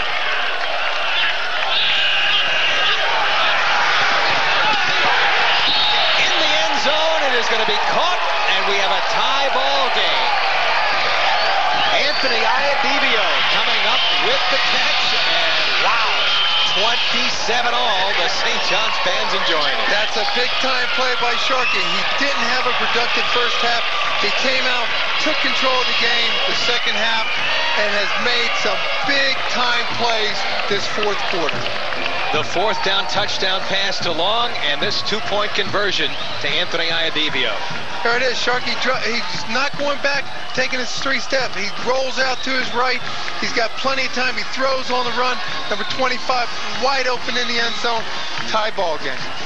Well, we told you this rivalry has had a history of some wacky games over the years. As we watch once again, Sharkey got some good blocking there.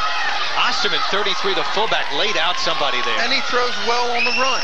Something he didn't do the first half. They kept him in the pocket, which he's not a good pocket quarterback. He should be throwing on the run. That's his forte. Will kick off. So we'll get the kickoff coming here. We have a whole new ball game. Byron Womack, who had a 95-yard kickoff return against St. John's, won't get a chance to return this one, however. Fumbled. It'll be picked up by Harold Smith at the 25. And Smith, a speedster in his own right, will get it across the 30. There's a flag on the play, however. All right, buddy. All right, buddy. Let it go. Scott Cessny and Sean Sharkey. And Sharkey being congratulated on how well he's produced the second half. The teacher and the student. It's just tremendous that you can put that first half behind you and come out and play as well as he has this second half. Now Sharkey in the second half, 5 for 14. Not impressive in terms of the numbers, 45 yards and a touchdown, but big plays. The pass to Long for the touchdown and that two-point conversion. And his running ability, picking up the first downs when they needed it. Penalty is against Iona, and they're starting to make mental mistakes here in the second half. A lot of penalties against the Gales, sort of self-destructing right now. Tied at 27. First down. Billy Highland barking out the signals. Ball at the 16-yard line. Scrambling to his left. Chased by O'Grady, throws too high, batted in, complete. Oh, what a play that was. And finally batted in the hands of Vinny Spira. We've seen it all tonight, Barry. Friday the 13th.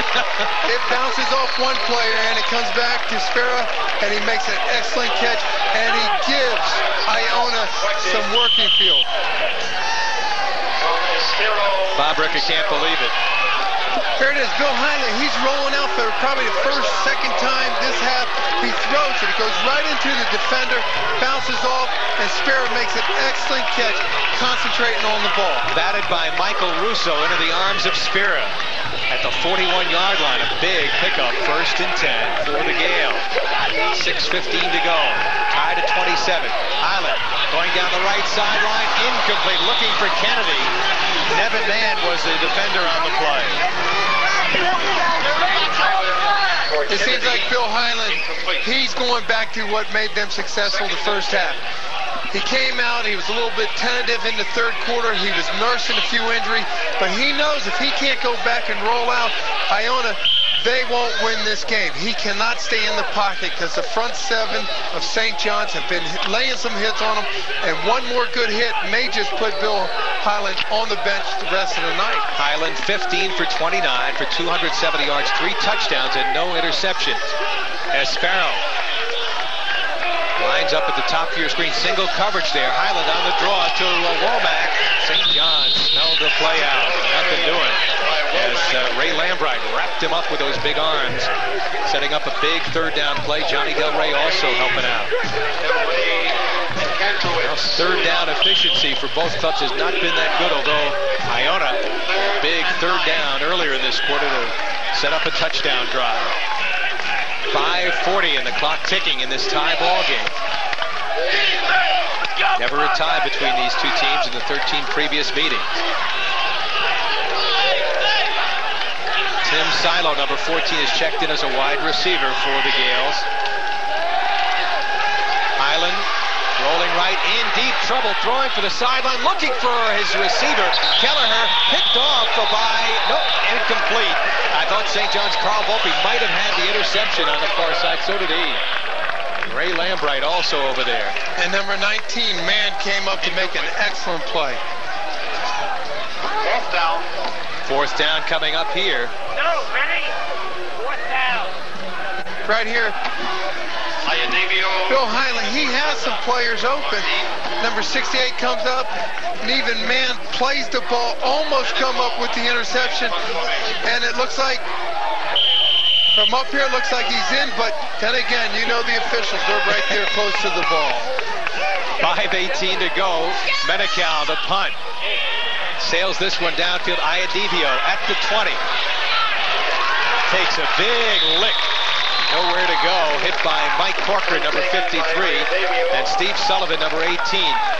Well, we'll get another look. Perhaps you can judge if Nevin Mann had the interception inbounds or not. Here's a look at the guy who made the big defensive play. All on the 20. Right there, the ball is well into the field of play. Nevin Mann, he catches it. Does he have possession of the ball? It looks to me like he does, Barry. But then again, you can't question these officials. They're right there. They see it closer than we do. First and 10 for St. John's. 5:08 to go in this tie ball game. Russo, who has given St. John's a big lift in the second half to the 25. Anthony Russo brought down by Eugene McCarthy. Now here's where you're going to see Anthony Russo be the workhorse. He knows that if he can control the ball for 5 minutes, get the offense in scoring position with either a field goal or maybe a long touchdown, they'll win the game. 6-yard pickup as impressive numbers being run up by Russo, including that 43-yard run earlier in this quarter. Second and 4. Dumping it out of the backfield. Good open field tackle on the play by John Chaldone after a short pickup to Anthony Russo. That's one of the things he's worked on. He's improved as a pass receiver and as a blocker. All-purpose players. Got to be impressed by this young man from Plain Edge High School on Long Island. And here's a young man that was used sometimes. He was asked to carry the ball 40-some times a game, so you know he's a very durable back. Very intense guy. He blames himself if he doesn't make a big play every time he handles the ball. First and 10 for the Redmen. 4:08 to go.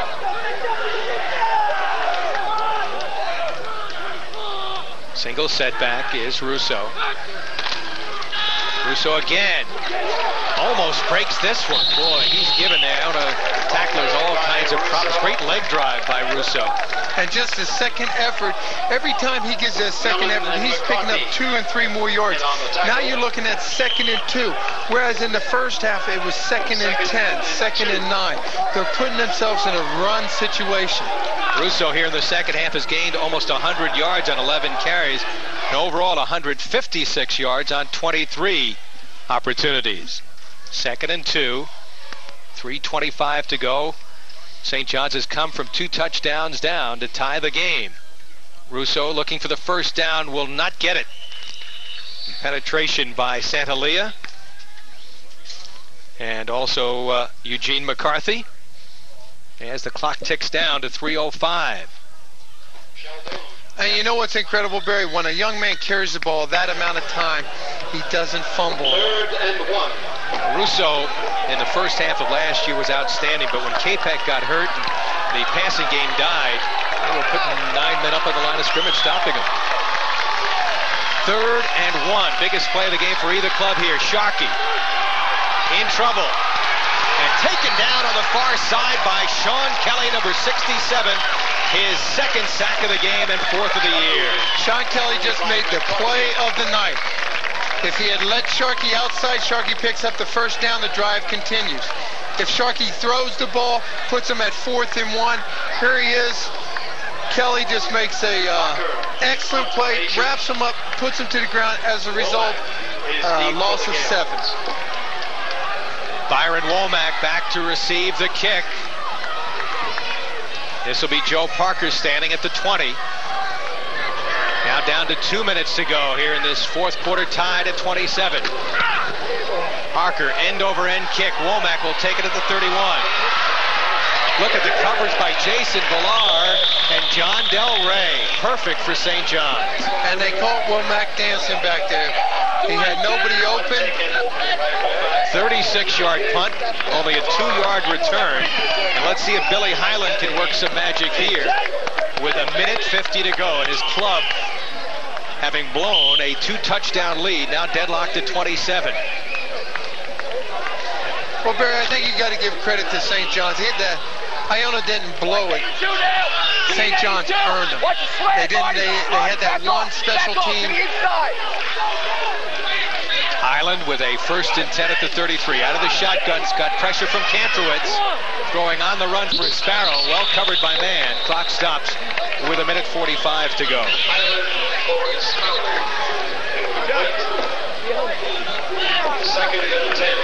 Yeah, it looked like Iona had this game wrapped up after they took a 27-13 lead. Highland connecting on that 77-yard touchdown pass to Harold Smith, but back came St. John's to tie it.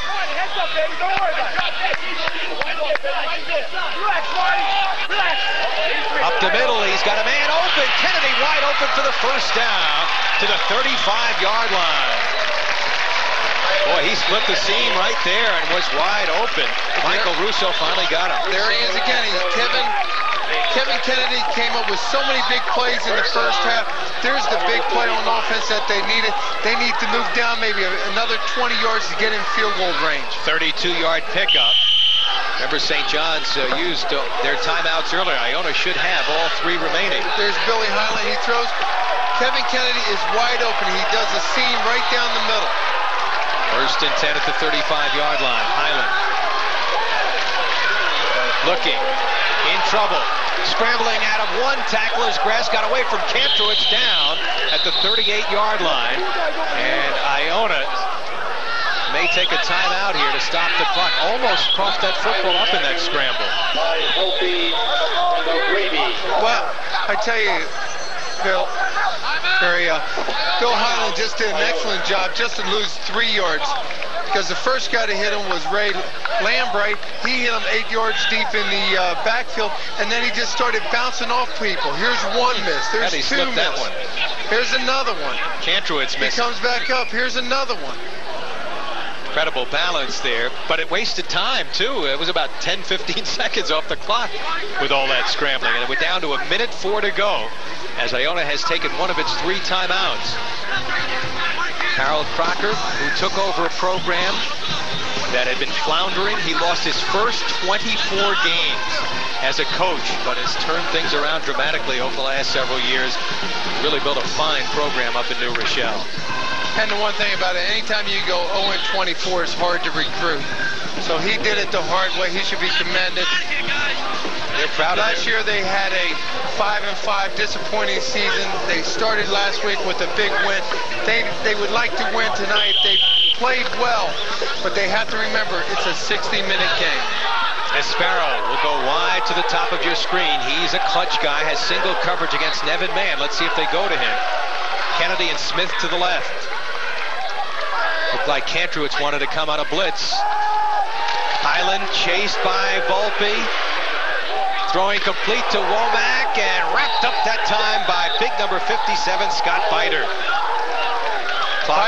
Biter's been making some big plays, but that was a big-time hit right there. He read the screen. Bill Highland gave it away too early. He started scrambling, and nobody was even coming in, and then he scrambled back another 10 yards. You see the time remaining. 35 now. A lot of time being wasted. High snap. Highland comes up with it. Trying to get away from Kantrowitz up to Womack. He's got the 30 to the 29. Shy of the first down. It'll be a 4th down play. And very quickly, Iona will stop the clock with 24 seconds as Carl Volpe wrapped him up. So they have 1 timeout remaining. They've got a 4th down call coming up. They're, I think, out of field goal range here. It would be a 46-yard attempt. And they missed from 44 earlier. Jim Cowper is their long-range field goal kicker. And Billy Highland has found out what Harold Crocker wants to do here as he heads back onto the field. So here is the biggest play of the game right now. 4th and 3 at the 29. And apparently we're going to get this 46-yard field goal attempt from Jim Cowper, the sophomore from Milford, Connecticut. From the right hash mark. Beware of the fake here, Barry. Highland is the holder. No fake. Kick on the way. It is short with 21 seconds remaining.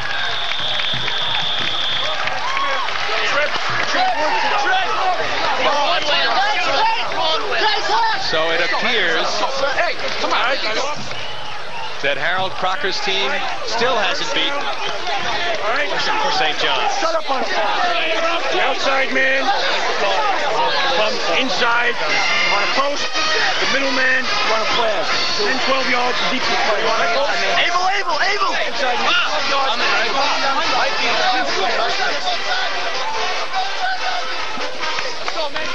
Here's the kick right here. It's up. He was short from 44. Why do they go for it from 46? And there's Ricky right there. He knows it's short. He's lived an eternity tonight as his club has rallied back from the 2-touchdown deficit. 21 seconds to go. Sharkey will run out of bounds. He'll get another play, at least one, maybe Sharkey. 2 with 15 seconds left. And as we had a lineman down, gets up slowly. Number 66, the big guy, Anthony Capek, who's had leg problems in the past. What a wild and woolly game. We mentioned these two teams have played these kind of games.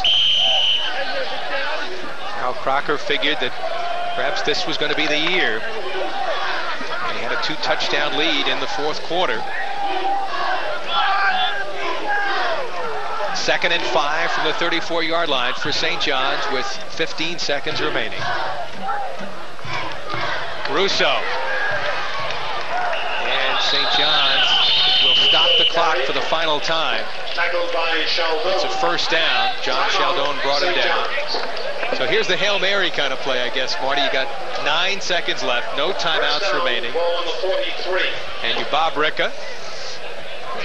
And you have to remember, and then the underthrows and then run it back for TD. You're right. Send everybody in the right foot tip. And you want to just drop back and throw it as far as you can. Come on, put 3 receivers out there. How about that reverse?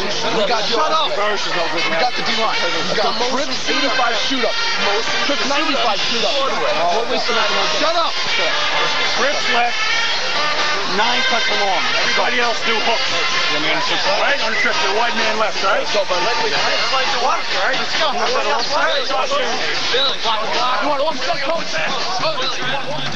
you've got to like that in the head coach when he looks at his quarterback and says, hey, what do you think?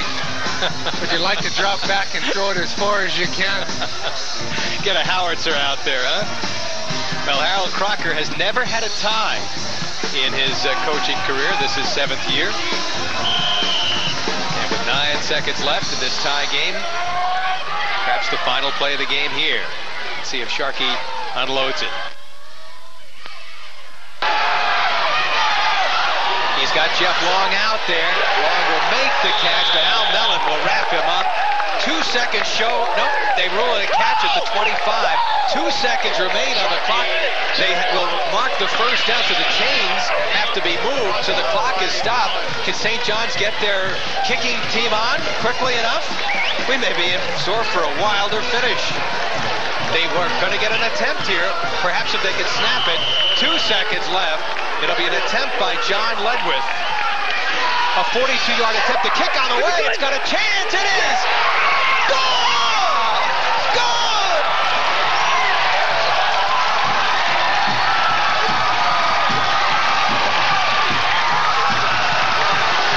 That's incredible, Barry. You've got to feel the emotion going through St. John's right here. The fans, you feel bad for Iona. They've worked hard. But this place is just a madhouse now. Friday the 13th. And Bob Ricker's freshman field goal kicker, John Ledwith, boots a 42-yard field goal with no time remaining. And the first half went to the second half hero. Sharkey comes in, big plays. When he didn't throw the ball, he was scrambling. He was making things happen. He always kept St. John's in a position to win the game. So the jinx continues. Harold Crocker stunned, as are the Iona Gales. They led it 27-13. Jeff Long imploring the crowd. And that classy guy, Harold Crocker, still can't believe what he's seen. He's 0-7 against Bob Ricken. There have been finishes like this in the past. Drive home safely. Oh my God! That's right. One of the best. One of the best. Where's Jason? Friday the 13th. Yeah, Iona owned the first half, and Harold Crocker's going to say, oh, those 2 special team touchdowns. If we hadn't given those up, we would have won this game easily. But that's football. Good luck. The freshman kicker from Flushing out of St. Francis Prep, the hero. He got hurt in the celebration. You've got to feel for Harold Crocker right there. He did an excellent job. It just came down to one big play. And in the past, it has been big plays that have killed Iona against St. John's in particular. They stopped the clock to move the chains. Well, I think the one thing Iona's got to realize is that they've got to come out and play for 60 minutes now. They can't play a good first half and a poor second. Oh, yeah. We got to give them credit. Let's go down to the field, and here's Carl Reuter. All right, Barry, thanks very much. Coach Bob Rick is calling for a whole bunch of people to come over, but what a turnaround.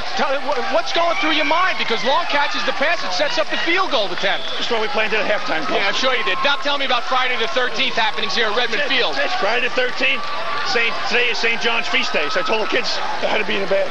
All right, what happened? Different story second half. Sean Sharkey comes to play. The freshman lineman lost the composure in the first half, being blitzed. We got Sharkey out of the pocket. Many things happened. You really great. Hey, you really look at them. They're coming over you. You really contained Bob in the second half. You contained Bill Highland. I think he was physically beat up a little bit. Tremendous athlete. He's a great football player, but I think it took its toll on him. Tell me about Anthony Russo. Outstanding effort for St. John's. Anthony Russo, everybody. Seniors, we told the seniors, told the entire team. 10 in a row. We wanted to make it 11. They weren't going to let us down. They weren't going to let the alumni down. 11 in a row for Iona. When you were in that last huddle and you're talking to Sean Sharkey, Bob, you said, what did you asked him what? Can you throw the ball? You want to throw as long as you can? What was the situation there? Oh, we didn't ask him. We just told him, this is what we're going to do. He said, fine, and we did it. You see Jeff Long comes up with the football then, and you push that team right out. Now, Ledwith was hurt. He had his pads off during the game, Bob. Here they are. This is quite a scene down here, but Bob, what was the problem with John during the course of the game? Why was he out and all of a sudden lower back? All right, and now he was taken off on a cart because of that back. Does he have the foot before? He had to go. He meant the game. He had to go, and he did. He went and did it. Who else is around here? Where's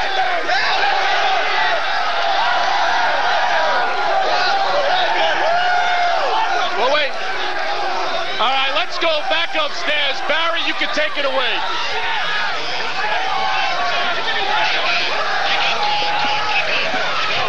All right, Barry, we're still down here. Come here. We got him here. We got down here. I still have John led with John. You okay now or what? You had a back problem. Back still hurts. Most of my back still hurts. Still hurts even after kicking the game-winning field goal with no time left on the clock? Got to do it, you know? What's the longest kick you've ever had? 55. 55 yards. Yeah. All right, we're going to take a look, Coach. We're going to first take a look at the pass that set up that catch. Now, Sharkey to Long. Now, Jeff does kind of a good job of getting the ball out of bounds here. He sure did. I mean, stay here. That's the way you design him on a blackboard, you know, but it doesn't always work that way, but this time it did. And you had to get John on the field after this catch before the change. We told him we're throwing the bomb to the corner. If we catch it, right on the field for the field goal. And no more timeouts. So they knew they were going out. It just worked this time. All right, John, now is this a good situation for you coming up on a game-winning field goal when you don't have a lot of time to think about the situation? Well, I've never been so scared in all my football career. That has never come down to that. And it's a good kick, too. Of course it's a good kick. It went right through the upright, so you've got to be happy about the special teams there. You had great special teams tonight. Kept us in a ball game and won the ball game for us. And you snapped from... That was our biggest problem, as you said. We had no kicking game last year at all. This year, with him, Parker, Benvenuti, we've got a kicking game. Obviously, it paid off right now in the first game. Another Anthony Tricario in the making here with this kid, huh? Well, he's got a long way to go, but what a start. Right. And Jack Kaiser, get well and get back to work here. And game number 1, I guess this is one of the biggest games you've ever had here, Bob Ricker. It certainly is. And come back the way we did, you know, it looked like we're out of the ball game. The kids just hung in there. Great win for a young team. Hey, we're freshmen and sophomores, this team, and they just did a great job. Bob, thanks very much. Go over and celebrate. John, great job. Larry Resnick, we're going to say goodbye to him as the trainer. He's going elsewhere. Barry and Marty are making their way down here, and when they come back, they'll try to wrap this pandemonium Friday the 13th, Friday night, when we come back.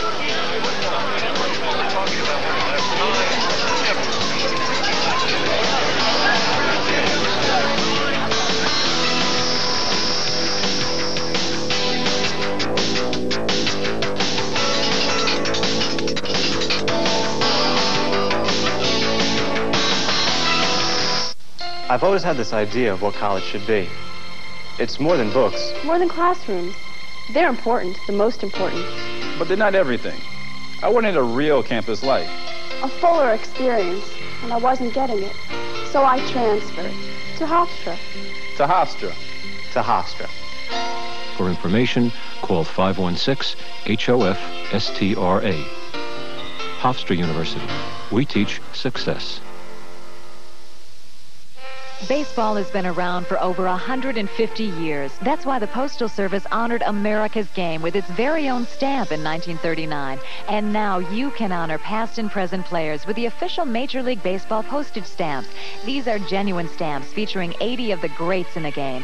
Andre Dawson, Darryl Strawberry, Wade Boggs, along with 300-game winner Nolan Ryan. Catch all your favorite stars in this stunning baseball collector's edition containing 80 official stamps. You also get this deluxe 64-page hardcover album that details the history of baseball. Regular price is normally $29.95, but this special offer is only $19.95 for the premiere issue of Major League Baseball in stamps.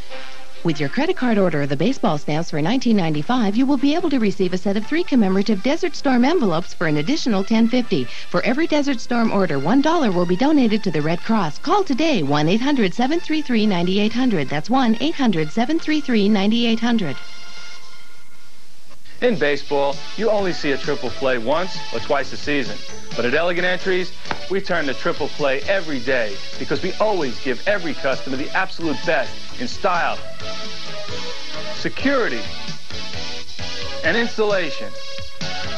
So join the Elegant Entries team today and turn to triple play for your home and family right now. And don't forget to check this week's newspapers for terrific triple play savings. What happens when the world's best hockey players defend their native country's honor in a thrilling international competition? Find out during Canada Cup 91. Don't miss Game 1 of the Canada Cup Final, live on Sports Channel America, Saturday. Last season's #1 rookie. Plus, the #2 draft pick. The New Jersey Nets select Kenny Anderson. Equals Derek and Kenny this fall on Sports Channel. Metro College Football has been brought to you by Hofstra University. Call 516-HOF-STRA. Hofstra University. We teach success. Very classy guy, Harold Crocker, to come over on such a tough loss on the final play of the game when it looked like you had the game in hand. Well, it's a tough loss. I feel bad for the kids because St. John's really played a great second half. Our kids tried to hang in there, and it goes down to the wire. You kind of hope that 2 seconds clicks off and it doesn't go, and ball gets tipped, goes through, and we lose. And that's Friday. It's a nightmare.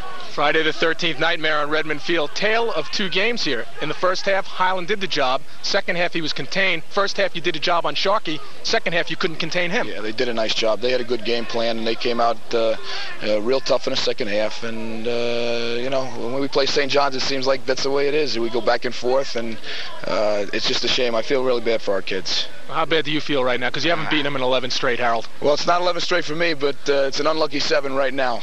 So we'll get them next year. We're going to regroup and take it out on Sacred Heart next week. All right, appreciate you coming by. It is a tough loss, but Harold Crocker, the classy guy he is, did make his way over here. Congratulations on a super effort despite that winning field goal on St. John's part. Hey, that happens, I guess. I guess it does. It don't like to happen to us all the time, though. Carl, thank you for doing a great job for, you know, this group here. All right, Harold, it's always good to see you smile, especially a guy that lost on a last-minute field goal, last-second field goal. Harold, thanks very much. You're welcome. Let's go over to Barry and Marty for a final word. Thank you very much, Carl. Well, what a wacky finish, Marty Lyons, to this ball game. We talked about this rivalry being intense, that they played some incredible games in the past, and certainly tonight, St. John's with a tremendous comeback. I had written them off pretty much. You'd have to think Iona was dominating play, but there's St. John's coming up with the big points, big plays. Did Iona in again in this one? Well, the one thing it shows is every football game it takes 60 minutes to win or lose, and Iona, they did dictate what to do in the first half, but they didn't come out. They didn't play aggressive the second half. I think it goes all the way back to Billy Highland taking those hits in the first half and not being effective the second half. Well, one field goal did make it, another did, and the St. John's Redmen come up with one of the most dramatic victories they've had in several years, reminiscent of some of their wins earlier in the 1980s when they played Hofstra in some incredible football games. But a great start for St. John's, a very young team with this victory, and a devastating loss for Iona. Once again, St. John's killing their chances maybe for a Liberty Conference title. Well, I think Iona can regroup. They've played well. Again, it takes 60 minutes. You've got to look at what St. John's defense did tonight.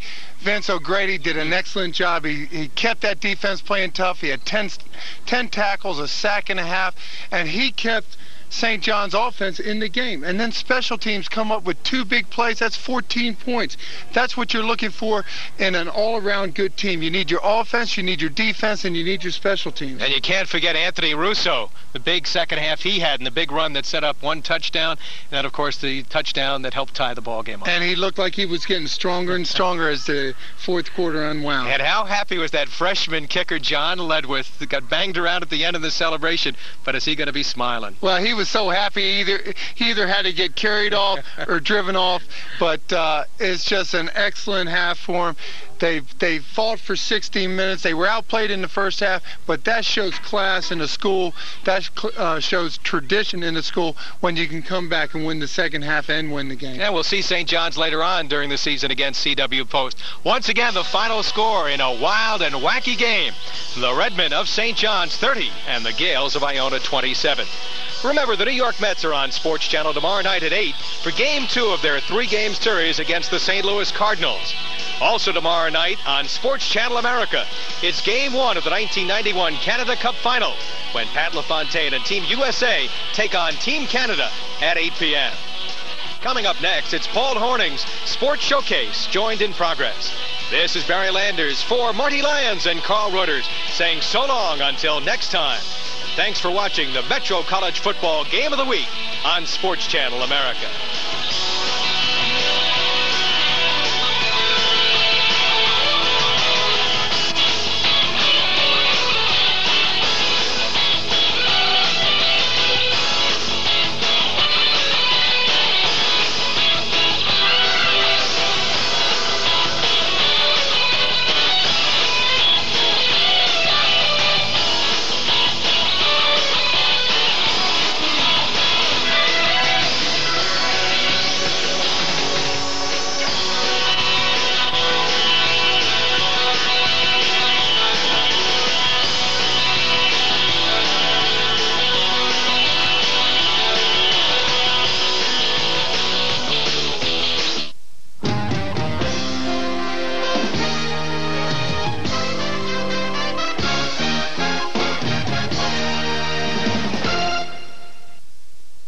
this kid?